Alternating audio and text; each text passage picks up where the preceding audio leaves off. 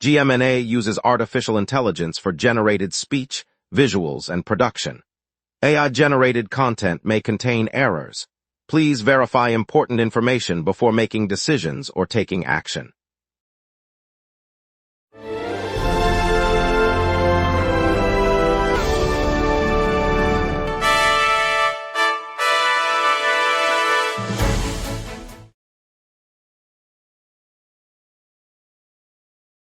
Good evening. The city has pushed back the public forum on police racism to mid-August, while Comic-Con kicks off this weekend with sci-fi stars. Traffic is seeing minor delays from localized obstructions, and Pastamore in DDO bids farewell after 4 decades. Over to you, Emma. Tonight at 8 p.m., Turkish House Montreal presents Festival Faves. Turkish Afro Vibe, a live showcase blending traditional Turkish rhythms with contemporary Afro beats and vibrant dance performances. The event runs from 8 to 10 p.m., free admission, located on Rue St. Laurent, and includes a short workshop on percussion instruments. Attendees can enjoy complimentary tea and baklava from a local Turkish cafe, with additional food trucks offering vegan and gluten-free options throughout the evening. We've highlighted tonight's Turkish Afro Vibe showcase. So many flavors await, lots to get to. Let's begin, and the music will keep Montreal humming through the night. Good evening, Montreal. City officials have pushed back the public forum on police racism that was slated for July 8. The Service de Police de la Ville de Montreal asked the city to move the discussion to mid-August so families and colleagues can attend the funeral of a constable killed in a recent shooting in Côte des Neiges. The postponed meeting will still be held in a community center downtown, with city leaders promising a full hearing on the allegations of bias within the force. Organizers say the new date will give the department time to compile additional data and allow grieving officers to participate without distraction. Critics note the delay comes at a tense moment, but the SPVM maintains the change is purely to respect the fallen officer and his loved ones. The city will announce the exact venue and time in the coming weeks. The 16th Montreal Comic-Con opened today, turning the city into a playground for sci-fi lovers, comic fans, and gamers. Organizers led by Jason Rockman say the 3-day event will run through Sunday, offering meet and greets with a roster of actors, creators, and gaming personalities. Panels are scheduled across the convention floor, where fans can hear behind-the-scenes stories from the latest blockbuster series and indie titles alike. Cosplayers are already filling the hallways, and a dedicated gaming arena hosts tournaments for everything from classic tabletop to virtual reality. This year's lineup reflects the growing appetite for pop culture experiences, giving enthusiasts a chance to interact directly with the talent that shapes their favorite worlds. With doors open now, the buzz is palpable as queues form at autograph stations and photo booths. Local vendors also showcase exclusive merchandise, adding to the festive atmosphere. Violent thunderstorms swept across the North Shore Thursday evening, unleashing fierce winds that toppled dozens of trees along the Rive Nord. Fallen trunks and branches littered streets and sidewalks, forcing municipal crews to launch an immediate cleanup operation. Teams from the city's Public Works Department arrived within minutes, working through the night to clear debris and restore safe passage for motorists and pedestrians. Residents reported power flickers as branches struck utility lines, though no widespread outages were confirmed. The storm, which lasted roughly 5 minutes at its peak, left several driveways blocked and a handful of vehicles damaged by falling wood. Officials said the rapid response helped prevent further injuries and that cleanup will continue through the weekend to return the area to normal conditions. City officials will monitor the affected neighborhoods on Monday to assess any remaining hazards and advise residents accordingly. On the island, a judge has put a temporary pause on the city's move to cancel the operating permits for American Iron and Metals metal recycling facility in Montreal EST. The court order issued this morning halts the revocation while the dispute continues to play out in the courts. City officials had argued that the plant failed to meet environmental standards and sought to shut it down, but the judge ruled that the city must maintain the permits until a full hearing determines compliance. AIM, which processes scrap metal for regional manufacturers, will remain open for now, keeping jobs and traffic flowing to the East End neighborhood. Both the municipal administration and the company have said they will prepare for the next legal steps as the case remains unresolved. The temporary nature of the order means the city can still pursue additional enforcement measures, and a hearing is set for later this month. Since July 1st, the city has been confronting growing piles of trash spilling onto the streets as residents complete their summer moves. Officials say the surge of discarded furniture, boxes, and unwanted items, typical after the annual moving day, is overwhelming normal collection routes. To curb the buildup, crews are intensifying curbside pickups and deploying additional garbage trucks to hot-spot neighborhoods. The municipality also opened temporary drop-off points at community centers and schools, offering residents a place to leave large items for proper disposal. City spokesperson warned that if the piles are not cleared quickly, they could obstruct sidewalks and pose health risks. The effort will continue through the weekend as teams work to restore clean streets across the island. The operation is part of the city's annual plan to manage the post-moving day waste surge and will remain in effect until the streets are cleared. Next, police are hunting a suspect in the violent home invasion of an elderly woman. More details after the break. We will be right back. If you run a venue, a comedy night, a concert, a fundraiser, you already know the hardest part isn't the show. It's selling the seats. Theaterfiller changes that. In minutes, you're set up with your own ticketing page, QR code delivery, and a door scanner. No technical headaches. No middleman taking a cut of your night. Your event, your tickets, your revenue. Go to theaterfiller.com and fill every seat. Welcome back. I hope you enjoyed the break. Now Emma Leclerc will guide us through today's local stories right here on the local Sunset. Police seek suspect in violent Montreal home invasion of elderly woman. Montreal police are searching for a male suspect linked to a home invasion that took place during the winter of 2025-2026. The incident involved a break-in at the residence of an elderly woman in the city's East End. According to investigators, the intruder entered the home, restrained the occupant with rope, and left with personal belongings including jewelry and cash. The victim was discovered by a neighbor after the suspect fled the scene.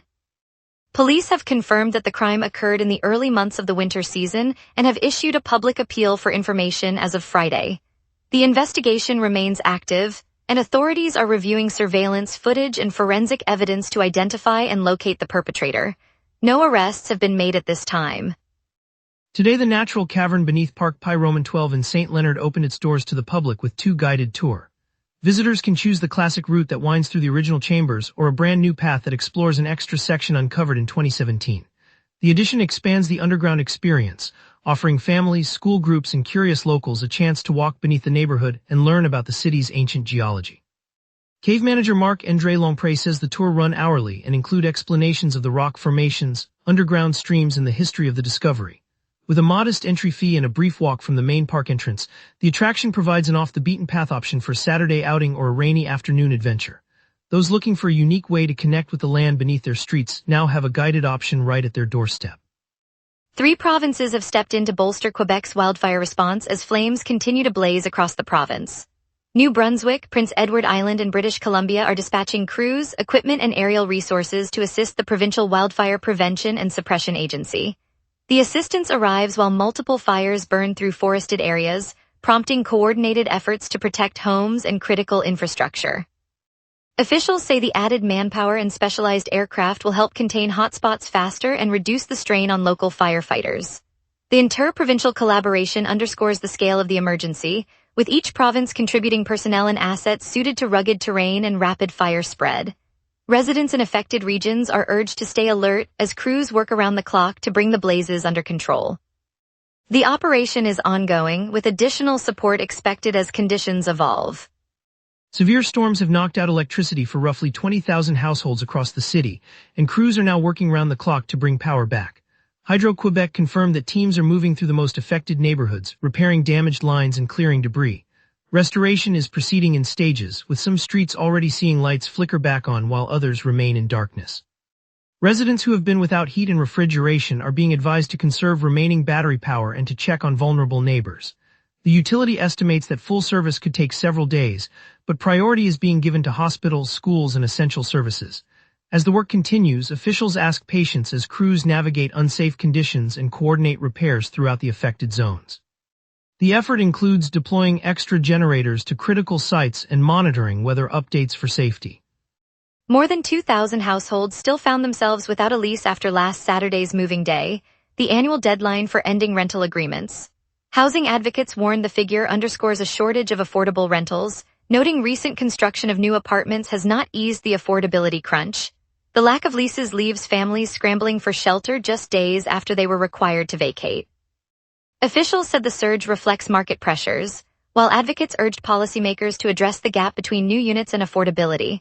The moving day observed each July 1st signals the turnover of leases across the province. This year's count of lease-less households rose sharply according to a report by local housing groups.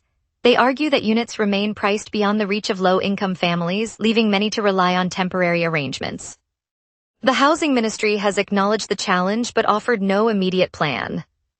Now let's take a quick look at tonight's forecast with our meteorologist. A steady western jet fuels today's lingering heat while pressure holds, keeping clouds at bay over Montreal. On this date, Montreal's all-time high reached 32.6 degrees in 2018, a spike that arrived during a multi-week heat dome anchored by a persistent ridge over the Great Lakes. The record low of 12.7 degrees fell in 2015, when a sudden Arctic blast slipped south behind a stalled front, dumping cold air into the St. Lawrence Basin. By contrast, the climatological average for July 3rd sits near 27 degrees high and 19 degrees low, underscoring today's warmth. Zooming in on the live radar, the screen is clean, no rain bands, no snowflakes, just a uniform echo. That emptiness reflects the high-pressure dome that blankets the province, with the western jet stream slicing aloft at 133 kilometers per hour, steering any moisture far to the north. With no lift and a dry air mass, precipitation will stay away through the night. At 6 p.m., Montreal sits under a clear sky, temperature 29 degrees, humidity 46%, and a west wind blowing at 20 kilometers per hour, gusting up to 41. Pressure is near average and holding steady, so the ridge that has dominated the region remains unmoving. Aloft, the jet stream races westward at 133 kilometers per hour, reinforcing the subsidence that keeps clouds suppressed. The UV index is 7, and wind peaks at 27 kilometers per hour from the west, feeling brisk on exposed surfaces. No rain is forecast, and the heat warning that covers the island and surrounding municipalities stays in effect, reminding residents to stay hydrated. As the night progresses, temperatures will dip to 20 degrees before sunrise, setting the stage for tomorrow's outlook. Looking ahead, Saturday brings a mild high of 27 degrees and a low of 16, with clear skies and a breeze that should stay below 20 kilometers per hour. Sunday's temperature climbs back to 29 degrees at its peak, but a cloud deck will keep the sun hidden, keeping the low at 16. Monday mirrors Sunday with another 29-degree high and a low near 19, the overcast persisting as a weak frontal boundary drifts east. Tuesday breaks the cloud cover, delivering a clear day and a high of 29 degrees, while night temperatures hold at 20. Wednesday tops the stretch with a warm high of 30 degrees under a patchy overcast, then cools to 20 overnight. The heat warning remains active for the island and surrounding regions throughout the period, so vigilance is advised. And that's your weather. Remember, the local sunset is also available as a podcast. Listen anytime on Spotify or wherever you get your podcasts. We'll unpack today's traffic, preview the Jazz Festival, and honor Pastamore's 4-decade run. Then back to you. We will be right back. If you run a venue, a comedy night, a concert, a fundraiser, you already know the hardest part isn't the show. It's selling the seats. Theaterfiller changes that. In minutes, you're set up with your own ticketing page, QR code delivery, and a door scanner. No technical headaches. No middleman taking a cut of your night. Your event, your tickets, your revenue. Go to theaterfiller.com and fill every seat. Emma Leclerc, the biggest holdup right now sits on Avenue Chouinard, Avenue de Repentigny, and Boulevard Langelier in the Mercier-Aucheleh Maisonneuve borough. A stalled vehicle is blocking 2 lanes and crews are on scene, so expect a slowdown of about 15 minutes through that corridor. If you're heading east on Chouinard, consider turning onto Rue Notre Dame or using the nearby Autoroute 15 to bypass the jam. Further north, Boulevard du Mont-Royal between Avenue McCulloch and Chemin de Cintre in Outre-Moen is also seeing a moderate obstruction. Traffic is crawling, especially near the intersection with Avenue McCulloch. Drivers are advised to use Avenue du Parc as an alternate route. Add 10 minutes if you stay on the main road. Aside from those spots, the rest of the network is moving freely. Transit runs on schedule with no reported delays on the metro or bus lines. Morning rush has eased, but expect a flow of vehicles this afternoon as commuters head home. Montreal's Jazz Heart beats tonight with the Festival International de Jazz de Montreal, spilling live sets across the city's venues. A must-listen for anyone who loves spontaneous, world-class music. Grab a friend and let the city's soundtrack guide your evening. Tomorrow, the Palais des Congrès transforms into a pop culture playground as Montreal Comic-Con opens its doors, promising panels, celebrity guests, and endless geek-friendly fun. Whether you collect comics or cosplay, there's a surprise around every corner. The city streets stay alive this week with Montreal Completement Cirque, a free circus festival touring neighborhoods, where acrobats and clowns turn everyday corners into spectacular stages. Families and strangers alike gather under the night sky to share wonder. Starting Tuesday, the Matsuri Japan Festival rolls out across Montreal, offering authentic Japanese food, workshops and family-friendly performances that bring a taste of the Far East to our doorstep. Don't miss the tea ceremony and taiko drumming that pulse through the streets. And now here's Jason with sports. Here's the latest on Montreal sports, from trades to city honors. Vancouver has secured Montreal's forward Brendan Gallagher, sending him to the Canucks in exchange for future considerations. The move, confirmed on June 29, marks a notable shift for the Canadiens as they adjust their roster ahead of the upcoming season. The City of Montreal named Canadiens forward Brendan Gallagher an honorary citizen, holding a ceremony at City Hall Thursday afternoon. The recognition celebrates his contributions on and off the ice, underscoring the strong bond between the player and the local community. Montreal honored officially forward Brendan Gallagher with honorary citizenship at City Hall on Thursday afternoon, June 25. The ceremony recognized his contributions to the Canadiens and the community, cementing his lasting legacy beyond the rink. Goaltending legend Carey Price was elected to the Hockey Hall of Fame, joining the 2026 class alongside Pekka Rinne, Keith T. Tkachuk and Cindy Curley. The Montreal native's induction underscores his lasting impact on the franchise. Pastamore in Dollar des Ormeaux has been a West Island staple since it opened in 1981, when Mario and Maria Noviti first set out to share their love of homemade Italian cooking. For 40 years, the family-run restaurant served plates of fresh pasta, rich sauces, and the occasional Sunday lasagna that felt like a hug for the whole neighborhood. Tonight we learn the dining room will close its doors, but the Novities are keeping the Pastamore name alive with an online shop that will ship their signature fresh pasta and sauces across the city. It's a bittersweet transition, yet it reminds us that Montreal's culinary soul endures, reinventing itself one family kitchen at a time. Stay tuned for a night of Turkish Afro vibe at the Jazz Festival's Friday Showcase, a celebration you won't want to miss. If you run a venue, a comedy night, a concert, a fundraiser, you already know the hardest part isn't the show. It's selling the seats. Theaterfiller changes that. In minutes, you're set up with your own ticketing page, QR code delivery, and a door scanner. No technical headaches. No middleman taking a cut of your night. Your event, your tickets, your revenue. Go to theaterfiller.com and fill every seat.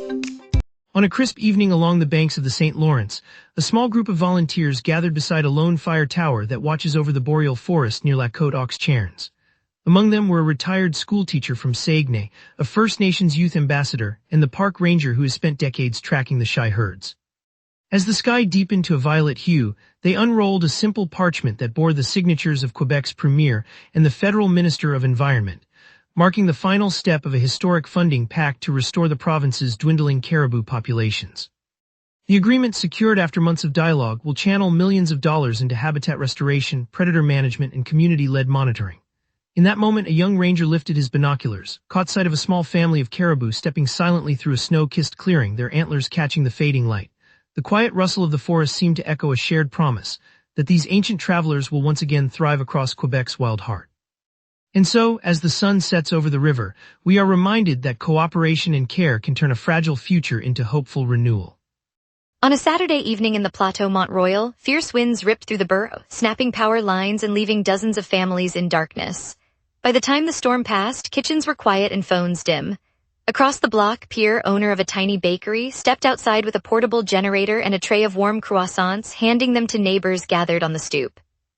A group of university students from Concordia set up a pop-up lantern station, their LED lights flickering like fireflies as they handed out flashlights to seniors living alone. In one modest apartment, 12-year-old Maya lit a paper lantern she had crafted at school, and the soft glow drew a circle of residents together, sharing stories and a laugh over the unexpected pause. The moment that lingered most was when the building's superintendent, Marie, knocked on each door, confirming everyone was safe and offering a cup of tea brewed on a single portable stove. It reminded us that even when the grid fails, the community's light never does. In moments like these, the heart of Montreal shines brighter than any street lamp. Thank you, Montreal, for joining us tonight. It was fascinating to hear about the new underground tour at St. Leonard Cave, a glimpse into the city's hidden history. We'll be back tomorrow with more stories that matter to you.